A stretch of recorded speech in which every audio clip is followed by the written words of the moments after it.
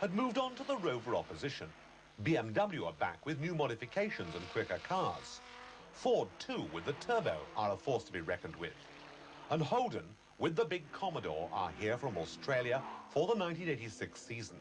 Monza in March, and Volvo and Lindstrom set out to try and win the championship for the second consecutive time. Ols Granberg talks with the Frenchman Jean-Louis Schlesser.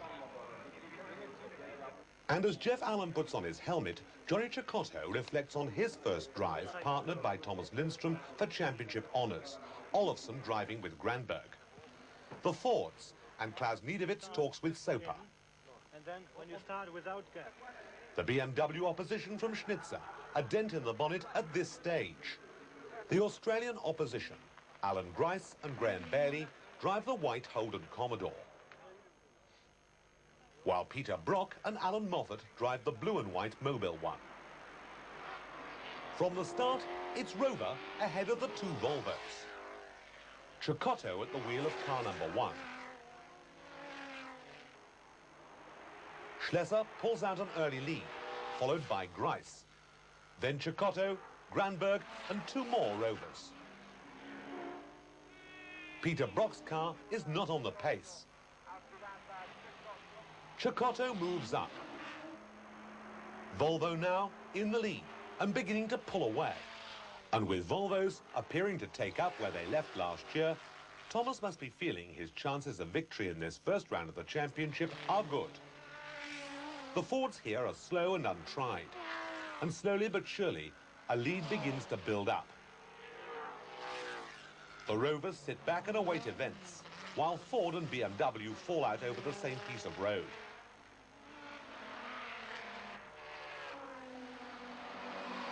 Coming up towards pit stop time, everything is going well for Volvo. Lindstrom anxiously waits in the pits to take over. The new team get to work, changing wheels and refueling the car. And then disaster. The car won't start. Thomas Lindstrom is left in the pits with a flat battery. Cecotto sympathizes. The battery is changed, but the race is lost. In contrast, the Rover stop is trouble-free.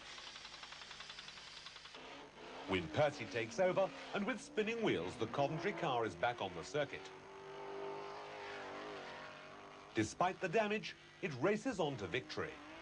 There's little that Lindstrom can do to improve matters. The delay with the battery, just too much to make up. Walkinshaw and Percy in the lead. Hooson and Allen in second place.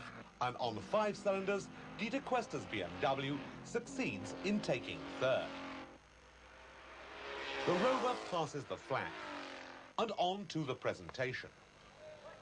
I asked Tom Walkinshaw if this was going to be the hardest fight for championship honours yet.